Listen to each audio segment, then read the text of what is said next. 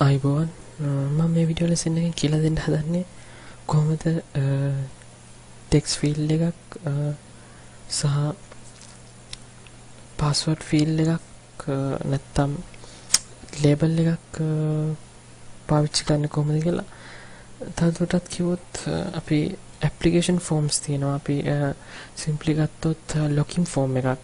ඒ ලොකින් form එකේ තියෙනවා user name එක ගහන්න ටෙක්ස්ට් ෆීල්ඩ් එකක් සහ පාස්වර්ඩ් එක ගන්න ටෙක්ස්ට් ෆීල්ඩ් එකක්. ඊට පස්සේ ඒ දෙකම සබ්මිට් කරන ටෙක්ස්ට් ෆීල්ඩ් එකක්.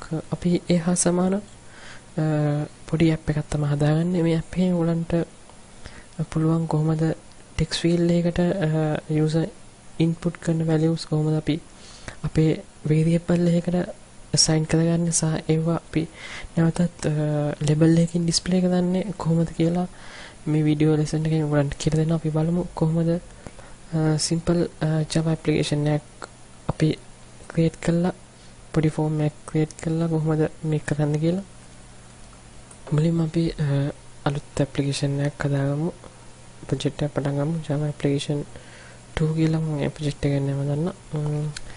create main class එක ටික එක අයින් කරන්න ඕන. ඊට පස්සේ අපි බලමු ඒ source package එකට අලුත් interface එකක් add කරලා ඒ interface එකට කොහොමද අපි අපේ controllers දාන්නේ කියලා අපි බලමු. අපි interface එකක් හදාගමු. new interface කියලා අපි කැමති නමක් එකට දෙමු. මේකට දෙන්න new jframe 2_1 කියලා. ඊට පස්සේ finish කරලා අපේ frame එක ලබා ගන්න පුළුවන්. ඊට පස්සේ frame එකට මුලින්ම මම text field එකක් දානවා. text field එක අවශ්‍ය විදිහට adjust කරගන්නවා. ඊට පස්සේ label එකක් දාගන්න පුළුවන්. ඊපස්සේ අපිට font එක adjust කරලා අපිට font එකේ label එකේ adjust කරලා label එක අපිට font එක size එක වෙනස් කරගන්න පුළුවන්. font එකේ size එක අපි 17 දාලා අපිට font එක style එක වෙනස් කරගන්න පුළුවන්. වෙනස් කරන්න ඕන වෙනස් කරන්න ඊට අපි font එකේ text එක විදිහට අපි දෙනවා username කියලා. ඊට පස්සේ අපිට ඒ අවශ්‍ය විදිහට අපේ text box එක username එක type කරන්න ඕන අවශ්‍ය වෙන text field එක text box එක නෙමෙයි text field එක අපි ඒ විදිහට adjust කරගන්නවා. මේ ඒකේ font එකේ size එකත් වෙනස් කරගන්න ඕන. ඊට පස්සේ ඒකේ text එක අපි empty තියන්න ඕන. නැත්නම් ඒක default වෙන text එක display වෙනවා. අපි තව ඊපස්සේ තව label එකක් හොයගන්න ඕන. අපි password කියන එක password එක සඳහා අපි label එකක් ගන්න ඕන. ඊට පස්සේ අපි ඒකෙත් label text එක උඩ double click කරලා වෙනස් කරන්න පුළුවන්. කිසි ප්‍රශ්නයක් නැහැ. ඊට පස්සේ ඒකේ font size එකත් අද කලින් එකේ font size එකට වෙනස් කරලා ඒක adjust කරගන්න පුළුවන්. ඊට පස්සේ අපි ඒකටත් විශේෂ text field එකක් තියෙනවා password field කියලා. මේකට ටිකක් වෙනස් වෙනවා. මොකද වෙනස් වෙන්නේ සාමාන්‍ය password එකක් ගහද්දී password එක blind කරලා තියෙන්නේ. password එක user-වත් පේන්නේ නැහැ password එක. ඒ effect එක ගන්න ඒ option එක ගන්න අපි පාවිච්චි කරන password field කියලා. නැත්නම් උන්ට normal text field එකක් දෙන්නත් පුළුවන්. අර field එක අර option එක ගන්න ඕනේ තමයි අපි password field කියන එක ගන්න. ටිකක් coding අතිනුත් වෙනස් වෙනවා. back end coding වලත් පොඩි වෙනසක් වෙනවා. ඊට පස්සේ username සහ password කියන එකට text field සහ label දාන අවසානයි.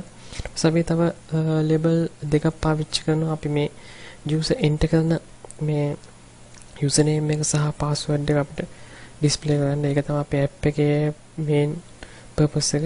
username text field එකටත් password text field එකටත් enter කරන values user enter කරන values දෙක අපි display කරන එක තමයි අපේ purpose එක. අපි label දෙකක් පාවිච්චි කරනවා. ඒකටත් ඒ label දෙකත් අපිට අවශ්‍ය විදිහට ඒ label දෙකත් setting වෙනස් කරගන්න පුළුවන්.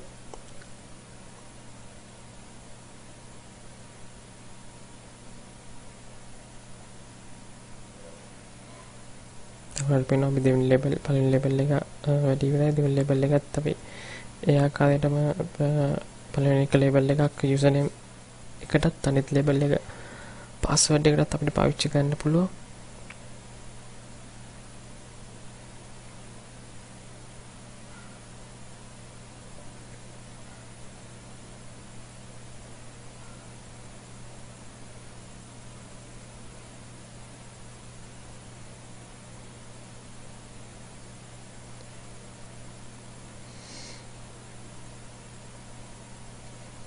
ඊට පස්සේ අපි මේකට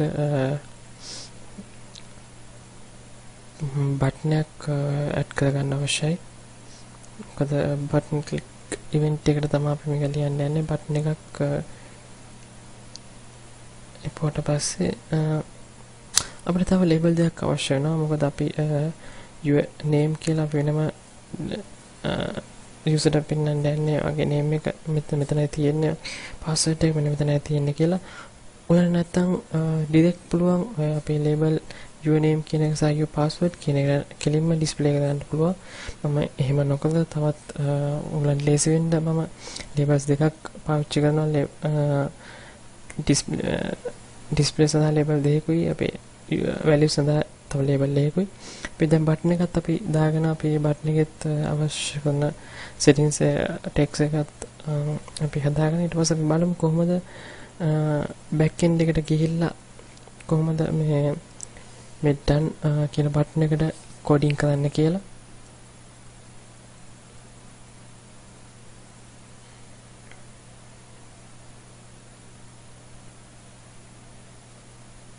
අපි මේක මුලින්ම coding කරන්න කලින් පොඩ්ඩක් build කරලා run කරලා බලමු. interface එකෙත් සමහරට errors එන්න පුළුවන්. margin එහෙම ගිහිල්ලා කිසිම දෙයක් නැහැ. ඊට පස්සේ බලමු back end එකට ගිහිල්ලා done button එකේ click event එකට ගිහිල්ලා අපි කොහොමද මේ user input කරන values කොහොමද අපි අපේ variable එකට save කරගන්නේ කියලා. code එකට යන්න කලින් තව විශේෂ දෙයක් කියන්න තියෙනවා. ඔයගලන්ට පේනවා ඔයගලන්ගේ අපි ක්ලික් කරලා තියෙන පළවෙනි text field එකට අදාළ properties වමත පැත්තේ තියෙනවා. ඒකේ properties තියෙන නැත්නම් ඔයගලන්ගේ දකුණු පැත්තේ තියෙන අපිට දාපු controls වල list එකක්.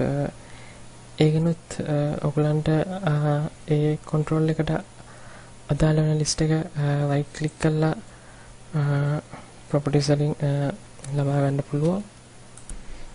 මේ ආකාරයට right click කරලා properties ටික ලබා ගන්න පුළුවන්. අපේ දකුණු පැත්තේ තියෙන properties list එක තමයි වෙනස් නැහැ. වෙනම interface එකකට අපි pop up කරලා පෙන්නනවා. මේකේ විශේෂ දෙයක් තියෙනවා තව ඔයගලන්ට කියන්න.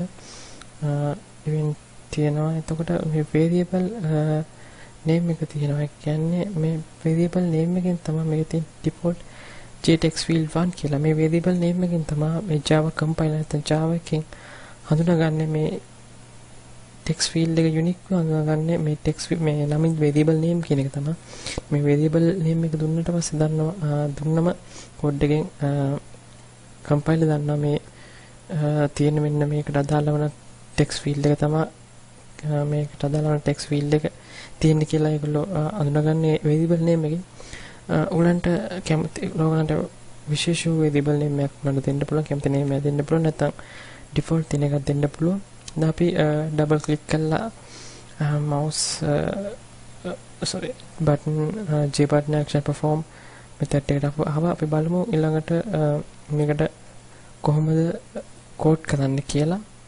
මුලින්ම අපිට අවශ්‍ය වෙනවා string දෙකක්. මොකද අපි user එකෙන් ගන්න values දෙක data දෙක අපි string දෙකකට assign කරගෙන ඉන්න ඕන.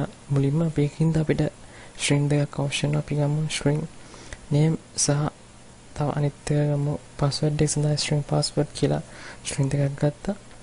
ඊට පස්සේ අපි බලමු කොහොමද අපි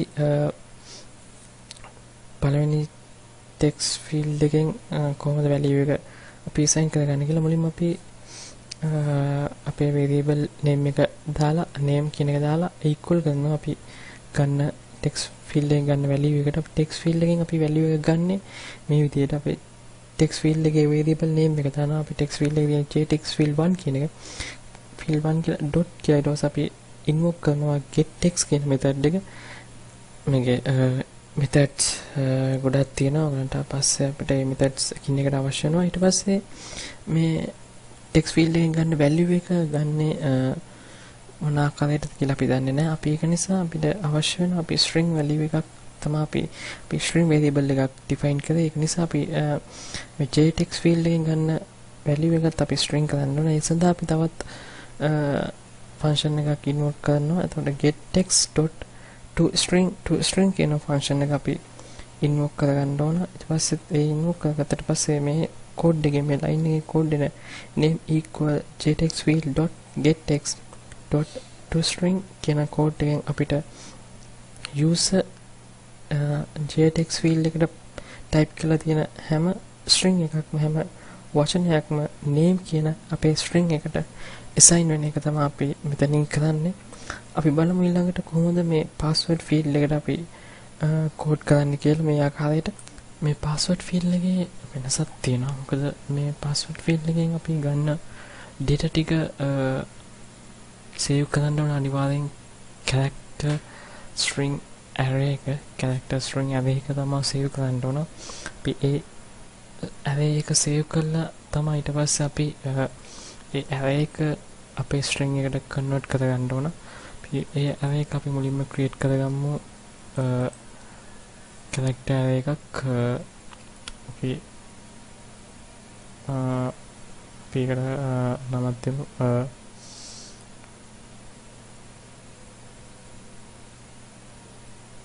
මේ ආකාරයට අපි අලුත් character string එකක් හදාගමු. password_character කියලා. ඊට පස්සේ අපි අපේ password field එකේ variable name එක දීලා .getText කියන method එක නෙමෙයි අපි පාවිච්චි කරන්නේ. ඒකට විශේෂ method එකක් තියෙනවා getPassword කියලා method එකක් තියෙනවා. ඒ method එක තමයි පාවිච්චි කරන්නේ .getPassword කියලා තියෙන්නේ. ඒ method එකෙන් පස්සේ ඒ method එකෙන් තමයි මේක complete වෙන්නේ. කියන්නේ password_char කියන character variable array එකට අපි password field එකෙන් ගන්න variable assign කරගන්නවා. ඊට පස්සේ අපි අපේ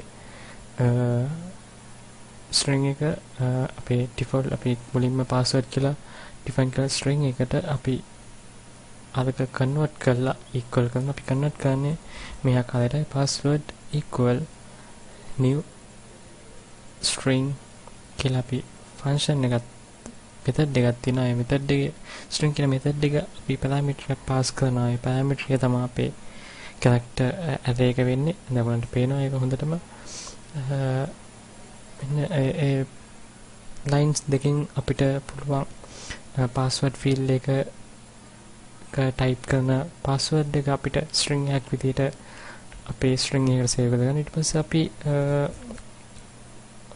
අපේ JLabel 5 සහ JLabel 6 කියන label දෙකට තමයි අපි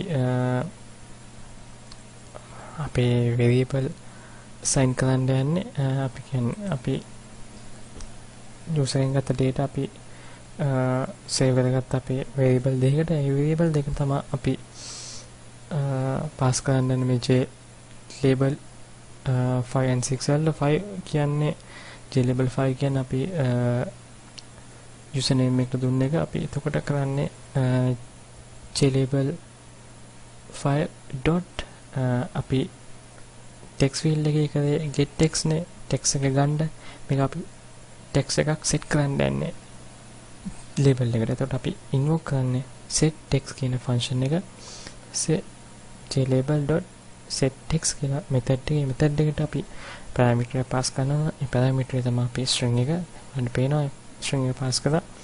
ඊට ඔයගලන්ට පේනවා JLabel 5 එකේට අපි string එක pass කරලා. ඊට පස්සේ අපි JLabel 6 එකටත් අපි ඒ ආකාරයටම කරනවා. ඊට පස්සේ අපේ code එක අවසන් අපි run කරලා බලමු කොහොමද මේක වැඩ කරන්නේ කියලා.